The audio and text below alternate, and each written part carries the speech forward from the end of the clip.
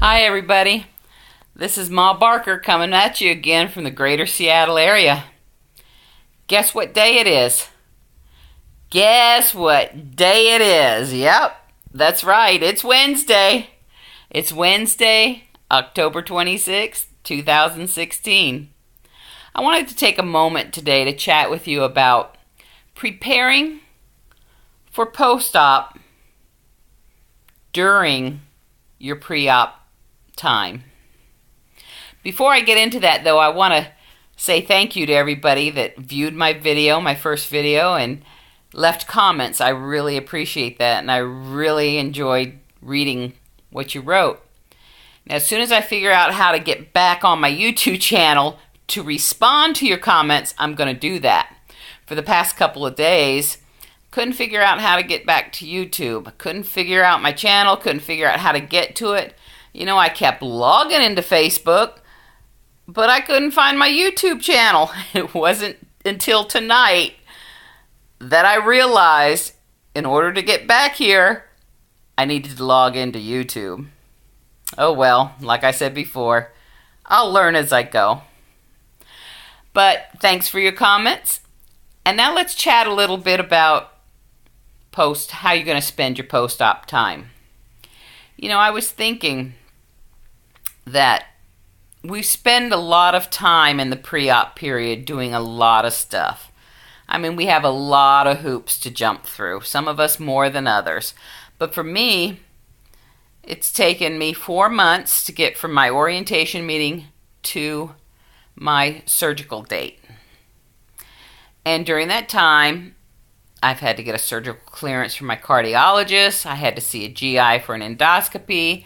I had to go to a sleep doctor, and now I've got a CPAP machine, along with what all of us do, and see the nutritionist a couple of times, see the psychologist a couple of times for the psych eval, meet with your surgeon, figure out how to keep a food journal. That was not fun. And then learn how to eat 100 grams at least of protein a day, and how to limit the carbs to 80 grams a day. That was my pre-op diet. Then I met with my surgeon for my final review, and he said, keep eating or consuming the 100 grams minimum of protein a day, but now I want you to limit your carb intake to 20 grams a day. He said 20 grams a day. I just laughed out loud. I looked at him and I said, that ain't gonna happen. Because I love carbs, mostly fruits, and fruits are full of carbs. But I've been working on it, and I've pretty much got there. 20 grams, maybe 30 grams, but I've been keeping it about 20 grams. But I started thinking through this whole process, I started thinking a little bit about what am I going to do after surgery? And the reason I started thinking about that is because, you know, we spend a lot of time around food, interacting with food, engaging in activities that sometimes food is the main event. You know, in Seattle we have a lot of wine, or in Washington we have a lot of wineries, and so they have wine tasting tours where, you know, consuming wine is the main event. Then you've got hot dog eating contests out at Coney Island. You got Texas chili cook-offs down in the South. And, you know, so much of our time is spent in and around food and the consumption of food. And just think about it. When you meet up with a friend and you haven't seen them for a while, or they're going through a rough time, or whatever is going on, what do you say to them? You say, hey, come on, let's get together. Let's go out for lunch and catch up. Or maybe it's a bunch of you and your coworkers at work. Maybe you had a really challenging project that you just finished and completed, and it's, thank goodness, off the table, and it was a real big success. What do? You say, hey, let's go out and celebrate. Let's go out and get some drinks. Let's go out to dinner. Let's go out and celebrate this project we just finished. You know, so after surgery, that's no longer going to be the case.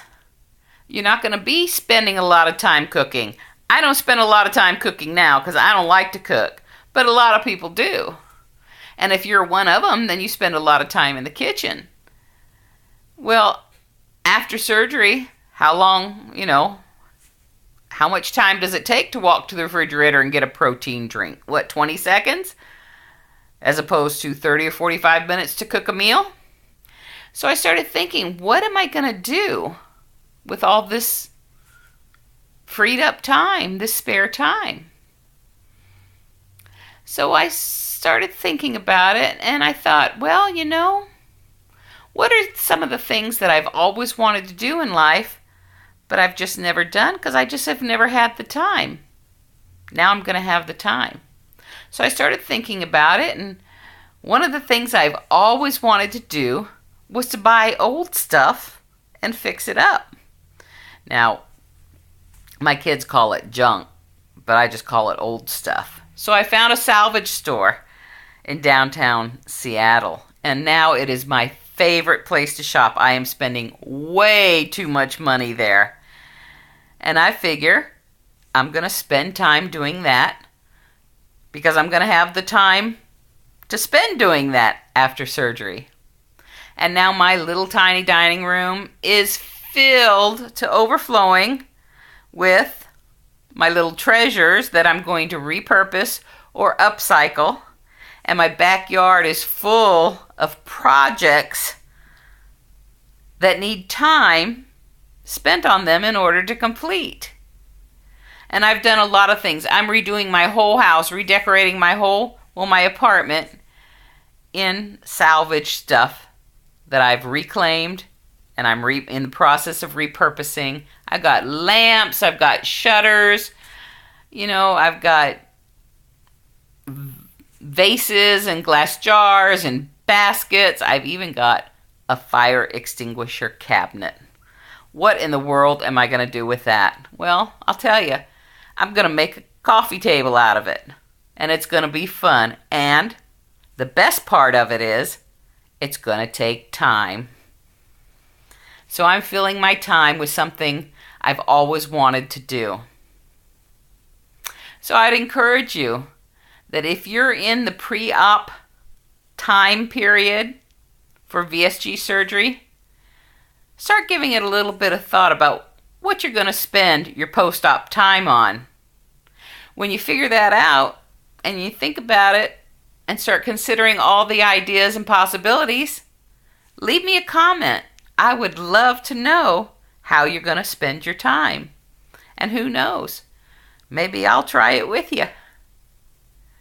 Until later, this is Ma Barker saying have a great day, enjoy life, and don't sweat the small stuff.